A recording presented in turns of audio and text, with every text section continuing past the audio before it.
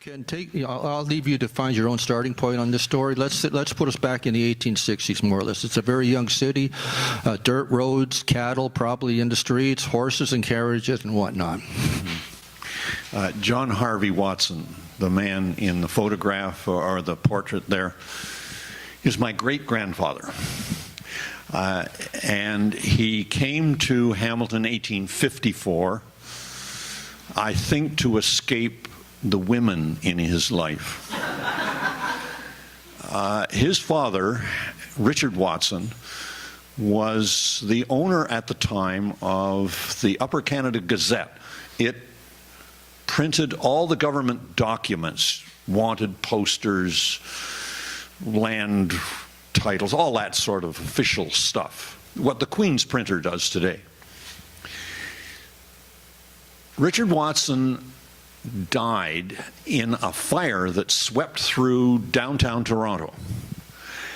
And a line from the reporter, the Globe newspaper of the day, always caught my attention. Richard was the only casualty, and he died, as the writer says, in the performance of a friendly act to a competing newspaper. And he goes on to explain what that was.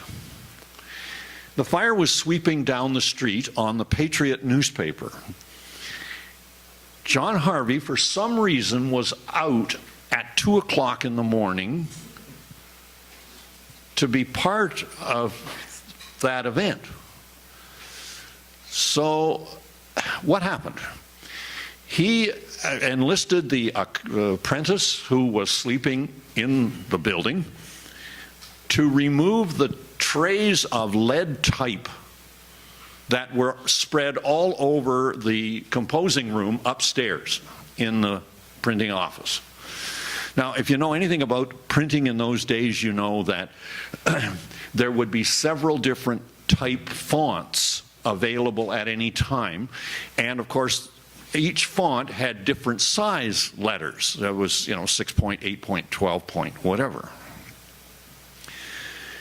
So in the dark, or the reflected light from the fire racing down the street and then burning in the downstairs, because the inks were all,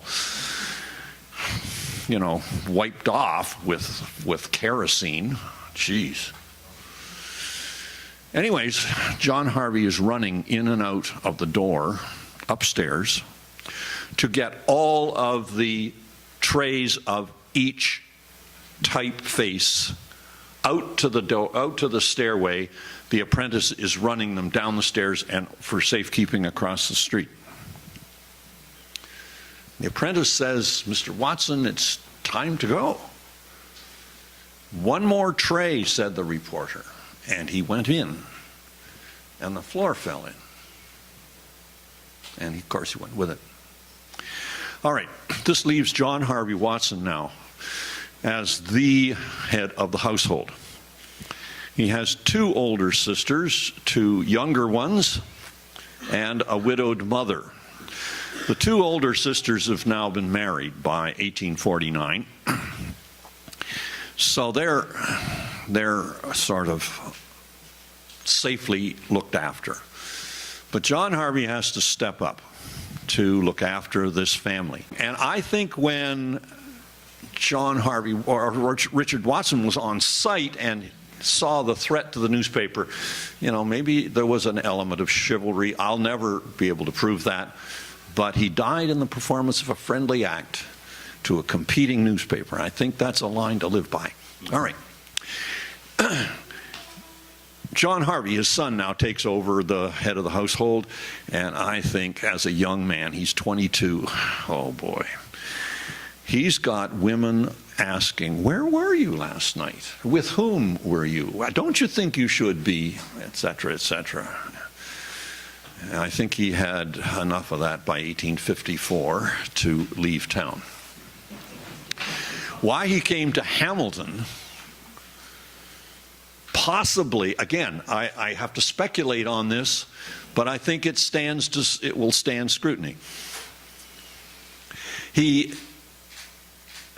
The owner of a newspaper in Toronto was a very major supporter of the Great Western Railway coming to Hamilton. And I think, well, it's possible, that the newspaper man saw somebody with smarts and accounting experience, and he said, you might think about it. Come to work with me in Toronto, in Hamilton. Great Western Railway is a job you could do. I think that's a feasible connection. Anyways, John Harvey comes to town. And his connection to Auchmar is the day that he joins the 13th Volunteer Militia, and as the lowest ranking officer is called an ensign, and the ensign's job is to look after that flag.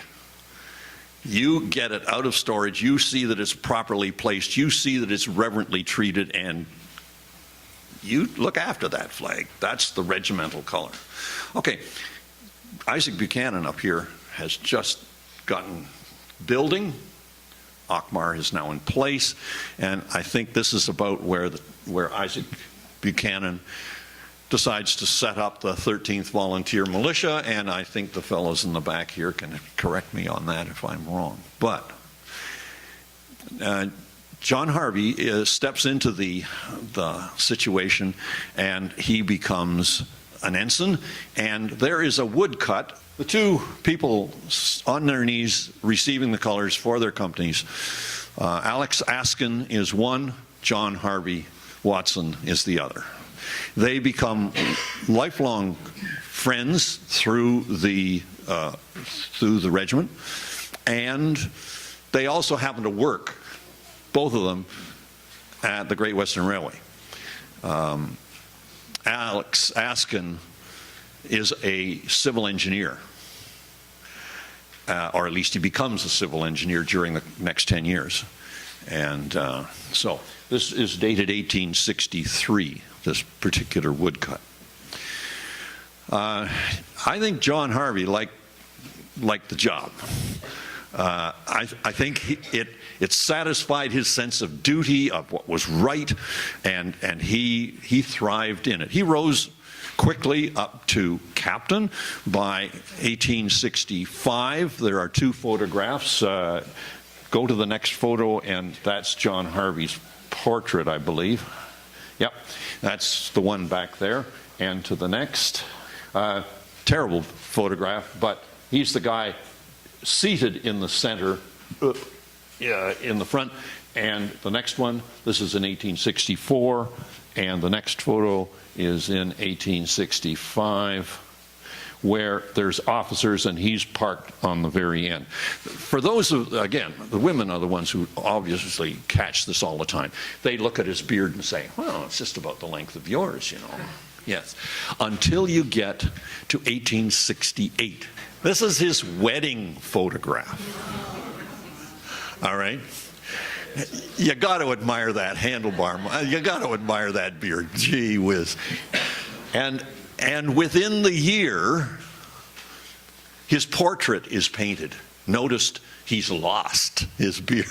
Right? I think this is the effect of the married life, that he lost it there. John Harvey, during his time in Hamilton, I think also worked or got involved in sailing. And because he was a newspaper guy in Toronto, I think he had connection with people at Fort York. I'm pretty sure the people in Fort York had some knowledge of artillery and probably were the source, I can only guess at that, of where to get starting cannons for starting and stopping sailing races and how to fire them. Those two cannons that John Harvey Watson bought personally to start and stop sail races are on the table back there for you to look at. Now, his son, there's a sad story after this. John Harvey left Hamilton in 1869. He fought at Ridgeway. The flag that he carried in that earlier woodcut was the one carried into battle at Ridgeway. John Harvey wasn't carrying it in Ridgeway. It would be the job of the ensign, and John Harvey was the captain at that point of his company. And following that, I'm not sure whether he got tarred with the brush that Booker, the commanding officer for the volunteers, got tarred with. I've wondered that many times. Booker was in disgrace for the result of that battle, and I think it might have been one of the factors that led to John Harvey Watson leaving Hamilton in 1869. Another factor, I think, has to do with his buddy, Alex Askin, the engineer, because Alex Askin would have heard about the building and the completion of the first railroad bridge across the Missouri River. The head of steel was going to be on this side of the river, and the town was Council Bluffs, Iowa. And it's a blue-collar town. Omaha, Nebraska is on the other side. But the mile zero was in Council Bluffs. And Council Bluffs became the attraction for John Harvey. He borrowed money from his mother, all his savings. He and Rebecca packed up. He had a railroad pass. He was on his way. He wound up in August of 1869 in Council Bluffs. By January 4th, he was dead, leaving his wife pregnant with a bankrupt business and 3,000 miles from everywhere, everything she knew. That's hard. The body of John Harvey Watson was sent back and now lies in St. James Cathedral Cemetery in Toronto.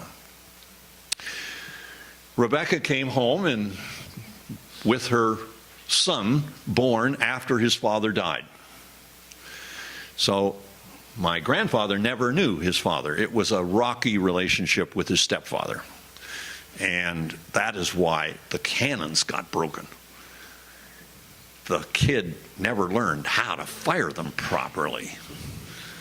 And when he did what he did and fired them, they broke. And I'll point out the problems if you really care. But yeah. I fixed them. So from that point, Ken, I'm going to throw it open to the floor for a couple of quick questions, and then after, if you wanted to spend a few more moments with Ken, talking over more details, or maybe a little detail on what happened at Ridgeway, who please do follow up with them after.